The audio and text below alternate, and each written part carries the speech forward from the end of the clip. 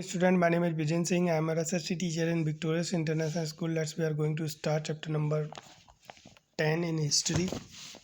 ठीक है, contacts with distant land. ठीक है, तो इस चैप्टर के बारे में हम आपको बता दें. सिंस एशियन टाइम, अति प्राचीन काल से ही India has developed contract with many countries all over the world. ठीक है, प्राचीन समय से ही भारत के विदेशी देशों से या बाहर के देशों से जो है अलग अनुबंध रहे हैं, संबंध रहे हैं उनसे.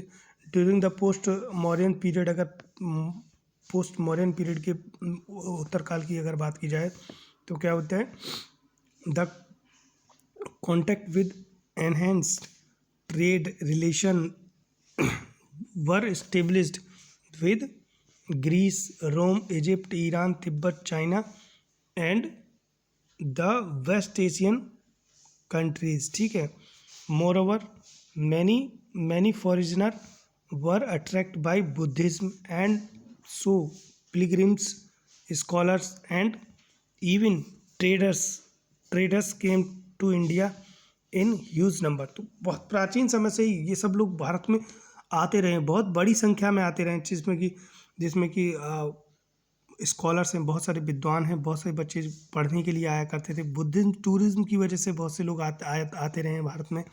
भारत के पुराने संबंध Greece, Rome, Egypt, Iran, Tibet, China आदि से बहुत पुराने समय से रहे, कोई आज के नहीं है, बहुत पुराने समय से जो है संबंध रहे हैं भारत के. तो मैं आपको बता दूं, the Tamil region in South India, अगर दक्षिण भारत में बात की जाए तो तमिल क्षेत्र की नॉन एज ए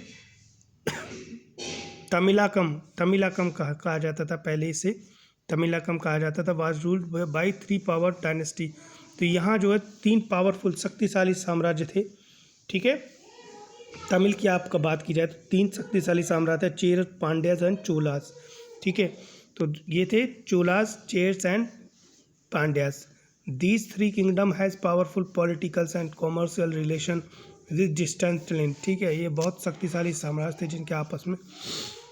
ठीक है, it was however mainly southern India that benefited from expanded economy and cultural contact with West Asia. तो इनके जो है वेस्ट एशिया से यानी पश्चिमी एशिया से जो है इकोनॉमिक, आर्थिक और जो है सांस्कृतिक संबंध रहे हैं. South East Asia and the Roman empire.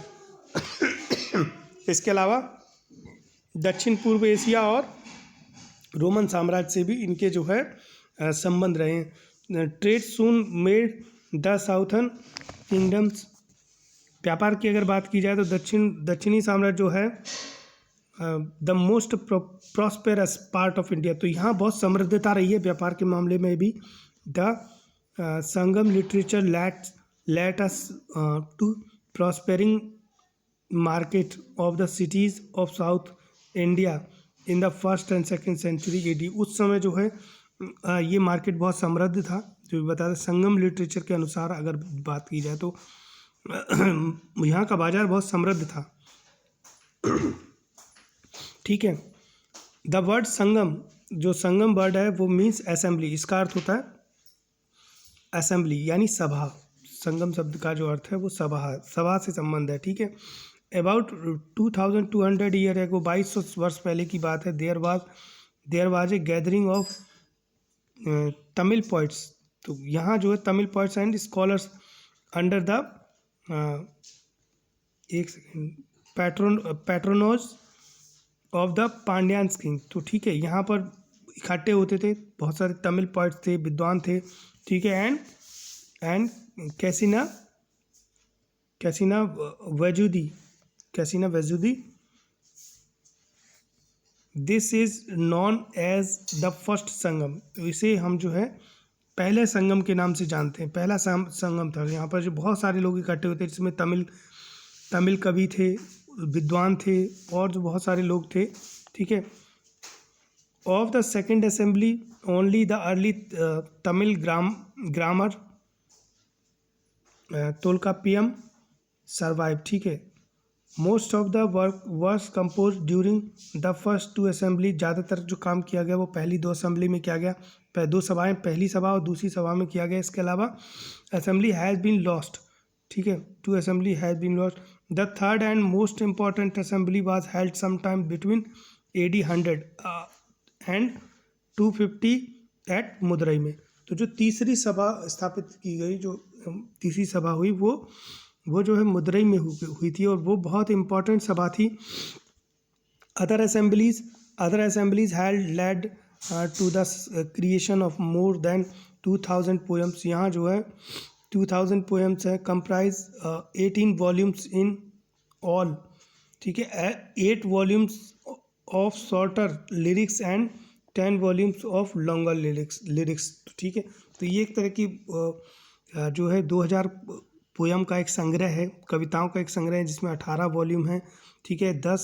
8 volume तो जो है इसमें छोटी छोटी लिरिक्स का है, जिसमें कम लिरिक्स हैं, और 10 वॉल्यूम जो है वो लंबी लिरिक्स के वॉल्यूम्स हैं, ठीक है।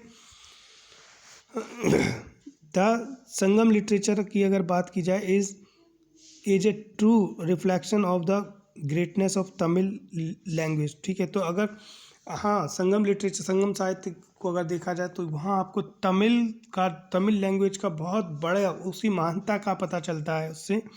As an excellent medium of devotional literature, ठीक है।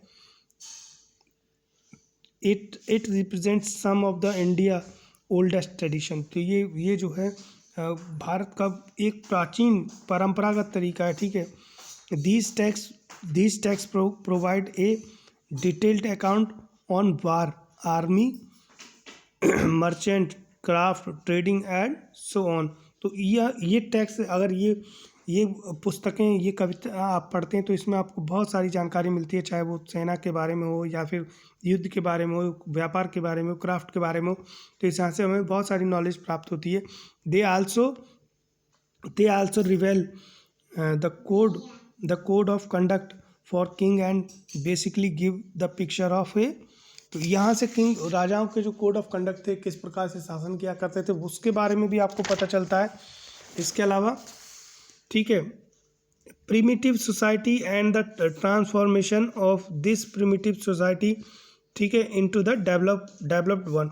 तो यहाँ जो प्रारंभिक समाज था उसके बारे में भी यहाँ से पता चलता है कि उस समय के लोग कैसे रहा करते थे, क्या उनका जो है जीवन शैली थी, ठीक है। And the transformation of the primitive society. तो जो प्रारंभिक समाज है, जो उस समय की प्रिमिटिव सोसाइटी थी, वो किस तरह से डेवलप हुई और किस तरह से वो आज के रूप में देखी जाती है, उसके बारे में भी हमको इन साहित्यों से पता चलता है, तमिल लिटरेचर से। तो आज की वीडियो में बस इतना ही। नेक्स्ट वीडियो में हम आपको इंडो ग्रीक के बारे में बताएंगे। तब तक के लिए थैंक यू।